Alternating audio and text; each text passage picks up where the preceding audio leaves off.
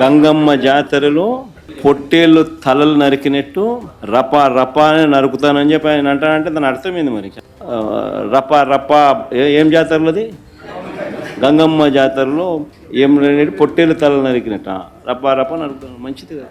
జగన్మోహన్ రెడ్డి, నువ్వు అధికారంలో ఉన్నప్పుడు ఒక ఎలక్షన్ కమిషనర్కి, ఒక సుప్రీంకోర్టు ప్రధాన న్యాయమూర్తికి కులమాపాదించి మాట్లాడి కమ్మ వైరస్ అని, కమరావతి అని, ఇది పేదలకి పెత్తందారులకి మధ్య యుద్ధం అని, ఒక కులం మీద విషం జిమ్మాలని ప్రయత్నం చేసి విఫలమైన నువ్వు ఓడిపోయిన తర్వాత నీ రాజకీయ ప్రయోజనం కోసం ప్రజాదరణ లేని 10 మంది పకోడీగాళ్ళని కమ్మ నాయకులుగా చూపించి వీళ్ళు చేసిన తప్పేంటని అడుగుతా ఉన్నాం. నీ ప్రభుత్వ హయాంలో డాక్టర్ సుధాకర్ చేసిన తప్పేంటయా?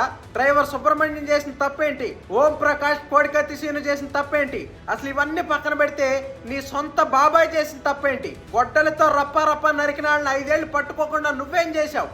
అదేవిధంగా నిన్న ప్రెస్ మీట్ లో మాట్లాడుతూ రప్పా రప్పా నరుకుతావంటే మంచిదే కదా, సంతోషం అని మాట్లాడుతూ దీన్ని సినిమా డైలాగ్ అని చెప్తా ఉన్నావు. మరి నువ్వు అధికారంలో ఉన్నప్పుడు మా అధికార ప్రతినిధి బోసిడీకే అని మాట్లాడితే ఆనాడు గుర్తు రాలేదా? ఇది కూడా చాలా సినిమాల్లో డైలాగ్ అని. మరి ఆనాడు ఎందుకయా నా కార్యకర్తలకు పీపీలు వస్తాయని మాట్లాడావు? అంటే అధికారం ఉంటే ఒక రకంగా, అధికారం లేకపోతే ఒక రకంగా ఓసరవెల్లిలా రంగులు మార్చే నీ విధానాన్ని చూసి ప్రజలందరూ కూడా అసహించుకుంటా ఉన్నారని కూడా ఈ సందర్భంగా తెలియజేస్తా ఉన్నా.